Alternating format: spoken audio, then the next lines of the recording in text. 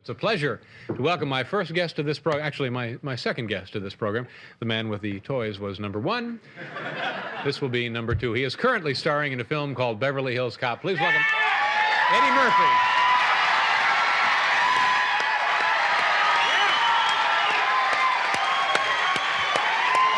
Eddie. Nice to see you, sir. Thanks for being here.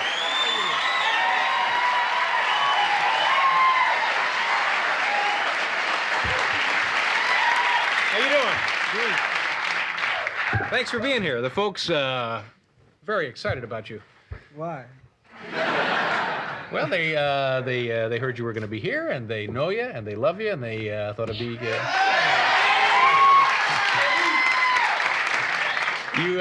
You came in town to do Saturday Night Live over the weekend. I live right in New Jersey. So Yeah.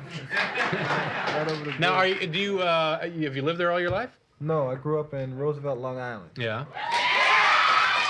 Y'all didn't grow up in no Roosevelt, Long Island. And why did you select New Jersey? Because I wanted to be close to my mother, but I wanted to be far from Roosevelt. I got kind of like it's not too far away and not too close. Yeah. It's perfect. Now, at some point when you started out doing comedy, your mom was probably thinking, well, I guess it's better than him being in trouble with the law. She still says that. Yeah. The stuff that I do is controversial, so.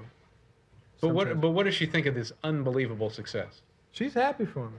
Most parents are happy for their children when they're successful. It's not like, a shame on my boy.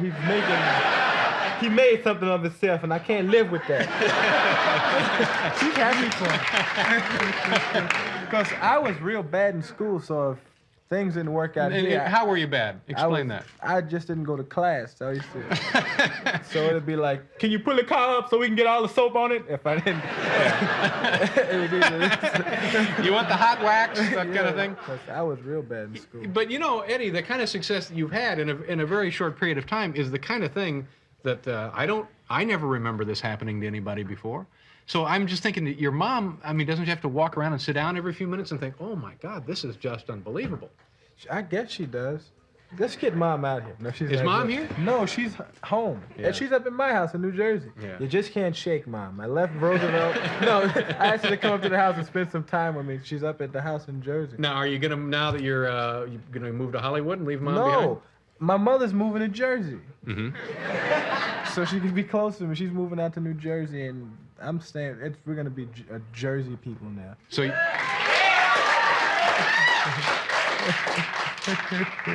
How was it Saturday night, being back there? It was scary because I hadn't done it in so long, and I was a little nervous. But the show came out okay. It wasn't. You watch the show. Sometimes it's okay, and last Saturday was okay. It didn't suck like it does sometimes. No, because can you say suck? Yeah, you can say anything you want. You can say anything you want. It didn't. That's what's going to come out. It was okay. But now, why were you nervous? What was the? Because I hadn't done it in so long, and. You mean you haven't done working on live TV before in a while? Yeah, and plus everybody expected the show to be fantastic when I hosted. Like, oh, we're gonna see all those old characters, and it was just okay. So I was nervous, but it was pretty. It was a couple of funny things in the show. Well, I think you're probably being hard on yourself.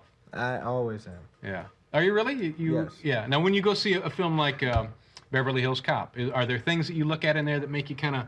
Now I don't. Now if I go see 48 Hours now, I'll sit there and I'll go, ooh, how can I? Because there you see growth now. When I go see Beverly Hills Cop, it looks fine to me, but 3 years from now, I'll probably go and see that and say, how can I do it? Yeah. I'm nervous now. You know why? 2 years ago, how long have you been on? 3 years? 3 years? This is to me like the hippest show on television. Right?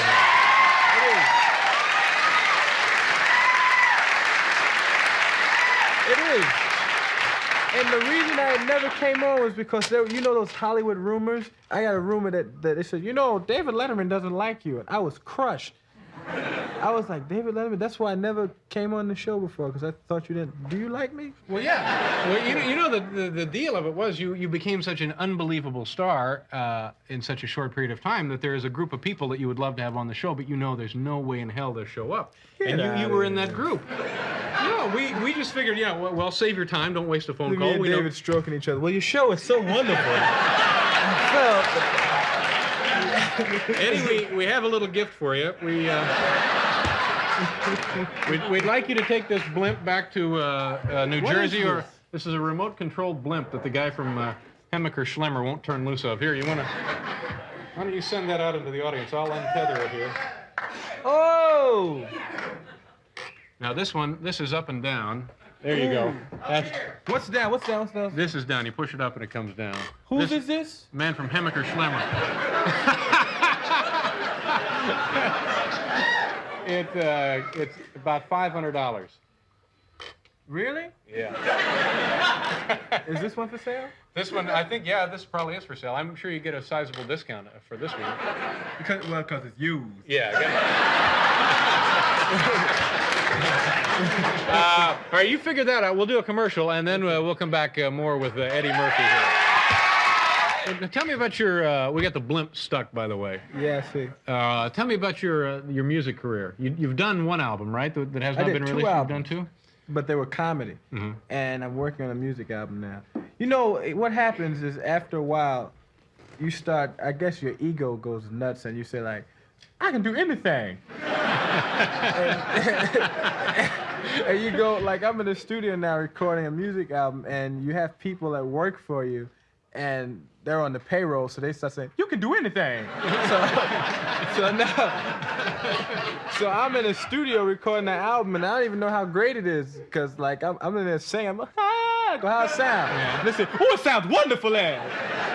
You're a genius. Is my check ready? So like, I'm working on, I don't know how the album sounds. The way I figure it is if it doesn't sound good, the most I'll do is get another 5 minutes in my stand-up routine because I can talk about the album next year. Good experience. Yeah. Now, but is this the one that you worked on with Rick James, or is that? We just did one song with Rick called "Party All the Time." Yeah. And what happened was I was just gonna do a 45, and "Party All the Time" came out real good. That's because I was working with Rick. It came out real nice, and I tinker around. I got a music room in my house with little 4-track recorder, and I made little demos and stuff, and it sounded okay. So we got this stuff together, and we decided to just do a whole album and just try it. Yeah, give it a shot. Well, I'm sure it's going to do very well. We hope so. It either. What kind of music is it? It's R&B, a little pop, a little. It's dance music and easy listening kind of stuff. Yeah. Look, y'all gonna freak when you're here because it doesn't sound like me. And I tell you, it'd either be very good, or because it'd be very funny. So, and because I'm a comic, I don't mind it coming out funny. I can't lose. Yeah. And are you working on another film now, or are you not filming for a while? No, I was going to do. We were supposed to do a concert movie, and we don't know what we're gonna do now. We're just like up in the air. So. How do you go about picking your films? Because of the three that you've been one of the principals in, they've all done unbelievably well. I mean, at least it looks like. Beverly Hills Cop is doing record-breaking business already. It's only been out a week or so, right? But how do you pick these out? How do you know that this is going to be okay? I trust my feelings. The only movie I've had a bad feeling about when picking up the script was Best Defense.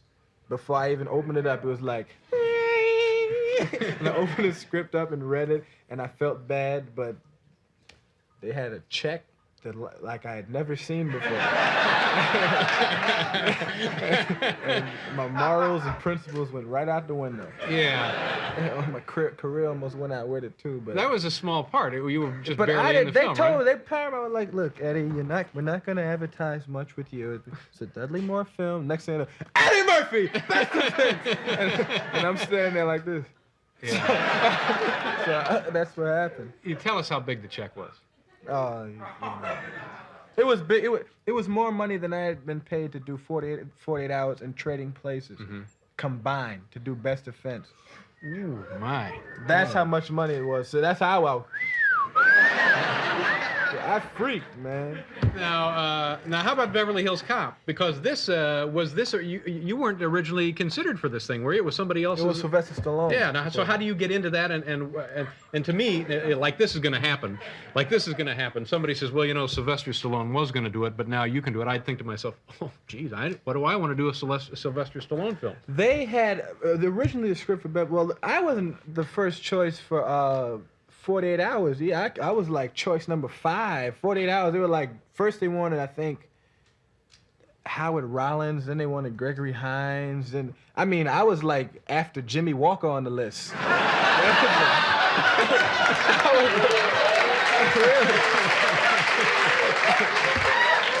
Really, it was like, Jimmy won't do it? Well, let's get Eddie Murphy. That's what happened. And with Beverly Hills Cop, it was an action comedy at first. Right. And Stallone got it, and Stallone rewrote it, and it became more action. And the producers wanted to do an action comedy. Mm-hmm. And Stallone was like, well, I don't want to do the film then. And they had already set up pre-production and everything, so it was like, well, Eddie Murphy's pretty much a shell now because Best Defense just came out and he's just wandering around. Because I was like happy to get the part. Yeah. So you mean you were affected by the role in Best Defense? You weren't. I was affected emotionally. I was upset. Yeah. I felt like. Well, you learned something there. Yeah. Yeah. Next time you see a check, go. Don't just take it because the script is. If the script ain't good, I don't think I'd do another movie just for money anymore. Yeah. Yeah. That's like just, well, unless it's like a tremendous amount. Because people, you can't get mad at a guy for that. Like, you. Well, no, I think they'd understand more if you told them the exact amount. It was a lot of money. A lot of dough. It was a lot of money to do that part for like the time that I spent doing it. It was like a weekend or something, right? It was a motel in New Jersey or something. Yeah, no, it was like I worked 3 months on 48 Hours and 3 months on Trading Places, and this was like more money to work a week on another movie. So it was like Hollywood goes nuts if you do a good movie. Well, think about it. There are guys that do like 1, 2 good movies and don't do another good movie for like 10 movies and still get. Hollywood is crazy. They just keep shoveling, and you can't blame people for saying that's a big check. So you know Martin Mull, I think, had the best line about this kind of thing. He said, "Show business is like high school with money." That's pretty much it, if you think about it. But you know, did you feel a lot of pressure doing Beverly Hills Cop? Because this was really your movie, this one, huh? No, I had fun doing Beverly Hills Cop. Yeah. As much fun as you have while doing a film. Yeah. But did you worry about this one being as successful as the earlier two that you were in with? I had a very good vibe. I vibe off things real good, and I had a very good vibe going into Beverly Hills Cop. So I didn't worry about it. Yeah. So what are you going to do for fun? What do you have a little time off? So what do? You going to spend some of this money? What are you doing with your money? Johnny Carson asked me that. It's a strange question. I don't know. What do you do with your money? You got more money than me. I got some dough in this thing up here. But what do you do for fun? Do you like to travel? Do you go? What do you do? The same things everybody else does. I go to movies and I hang out. You can't go to a movie now. Yes, you can go to a movie. But don't people just jump all over you and steal your wallet and stuff? People go, "Hey, Eddie," and you say, "How you doing?" and you go to movies. I don't mind saying hi. So it's no big deal. Mm-mm. Yeah. Entertainers, I think a lot of people bring that on themselves. You know, like where you can't go places. Like I dress normally so I can go places. If I had on a glitter glove and a glitter suit, I couldn't go to the movie. You get noticed if you go somewhere.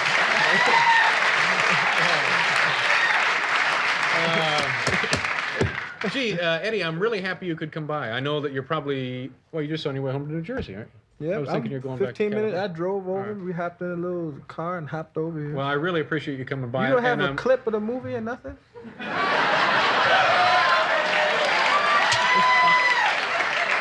Do we have Mr. Murphy would like to see a clip of Is the film. show over? I know what you could do. Roll a clip while the credits are going and don't have no sound. Just have, like, just roll the credits over the clip. That's a good look. I like that. I want to thank everybody who was...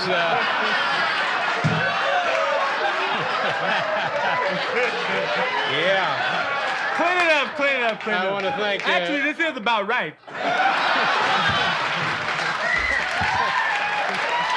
I want to thank John Lowe. Edie McClurg will be here tomorrow night. And again, my thanks to Eddie Murphy. Also, George Wallace will be here, and Fran Lebowitz, Mel Tillis also. Good night, folks. Thank you very much.